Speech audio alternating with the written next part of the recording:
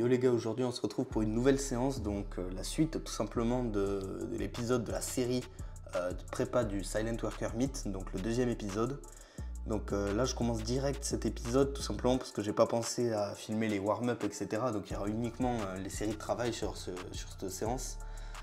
Donc là j'ai commencé directement avec du squat tempo, j'ai enchaîné avec du bench compétition normale et ensuite j'ai fini avec du deadlift avec bande.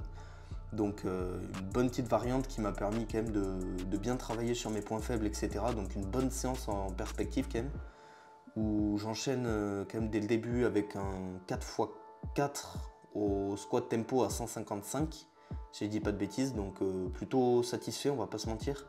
Même d'un point de vue ressenti, etc. c'était vraiment propre.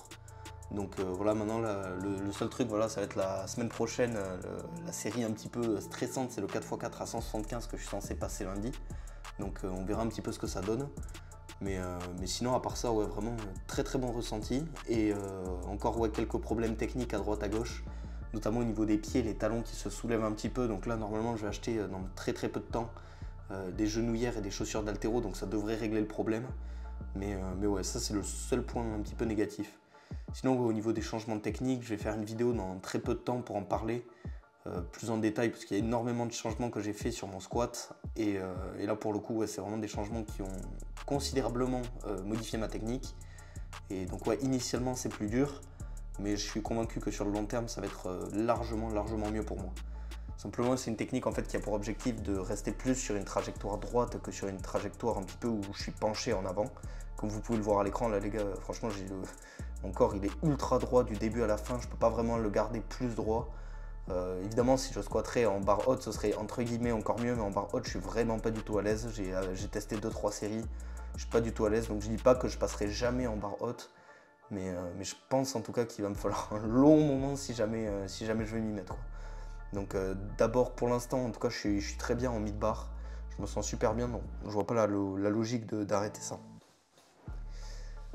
Donc là ouais, encore une fois le tempo vraiment ouais, qui se passe super bien, avec vraiment une bonne rapidité on va dire sur la descente pour du tempo et un bon tempo du coup sur la concentrique, donc vraiment il est bien resté comme il faut.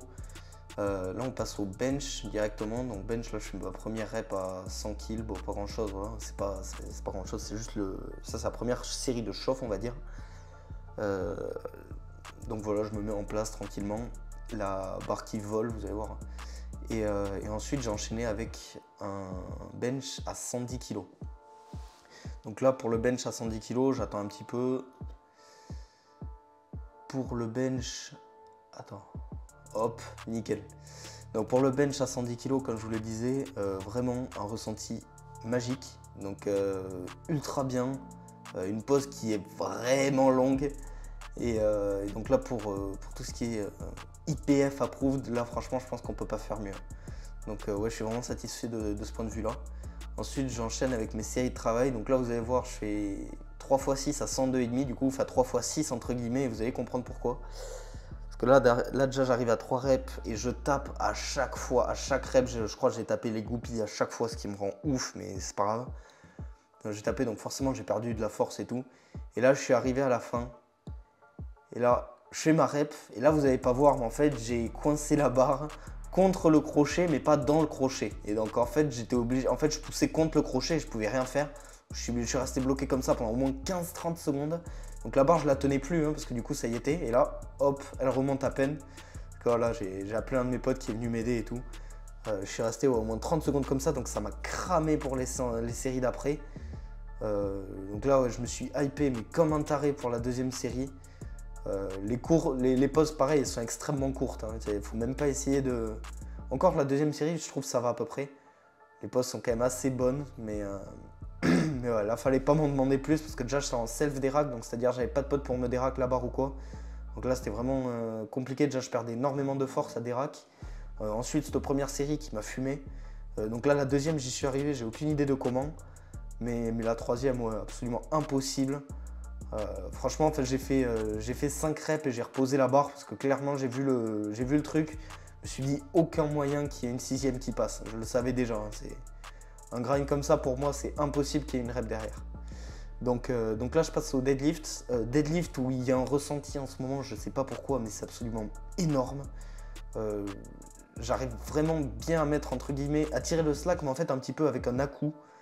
Et je sais pas trop comment l'expliquer, mais vous allez voir en fait au moment où je me mets en place, je tire le slack, mais pas progressivement. C'est-à-dire que je le tire quand même, donc je fais pas un à-coup, mais vraiment je le fais très rapidement.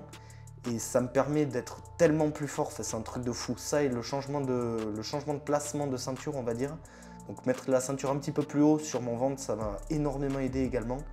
Donc là, je vais pas me chauffer, mais je pense honnêtement qu'il y a de très bons ressentis. Donc là, ouais, j'avais loupé ma première barre au deadlift dû à une erreur d'équilibre. Je me suis chauffé, j'ai envoyé la barre en avant et donc forcément je l'ai loupé. Mais sinon, ouais, tout vraiment ultra facile. Je pense que c'était du RPE8, RPE9 sur toute la série. Donc vraiment très content en sachant quand même qu'il y a les bandes. Donc j'ai aucune idée de combien rajoutent les bandes, hein, mais c'est quand même sympa d'avoir ça, d'avoir un petit peu plus de tension au verrouillage, etc. J'arrive pareil à perdre moins de temps, c'est-à-dire que je commence mon deadlift moins de temps après avoir commencé mon setup, donc je perds moins d'énergie également. Énormément de changements techniques qui font que je m'améliore largement sur le deadlift. Donc là, ouais, d'ici le Silent Worker Meet, j'espère au minimum une rep à 2,40. Après, on verra ce qu'il y a, mais 2,40, je suis à peu près certain de les passer. Après, on ne sait jamais, il peut toujours se passer un truc imprévu ou quoi, mais là, pour le coup, je suis vraiment extrêmement confiant là-dessus. Donc, on arrive directement à la dernière série. Dernière série où, bah, pareil, hein, tout se passe très bien. Je commence et voilà, avec cette technique, ouais, c'est vraiment un truc de ouf. Hein. Ça, je vous invite à tester. C'est vraiment essayer de tirer le slack mais rapidement et ça vous met tellement fort, vous arrivez à tirer dans le dos et tout, c'est un truc, c'est magique. On arrive déjà à la fin de cette vidéo. Si jamais elle t'a plu, je t'invite à liker la vidéo et sur ce on se retrouve dans la vidéo qui s'affiche sur ton écran pour discuter d'un truc qui peut vraiment largement ralentir ta progression dans ton entraînement.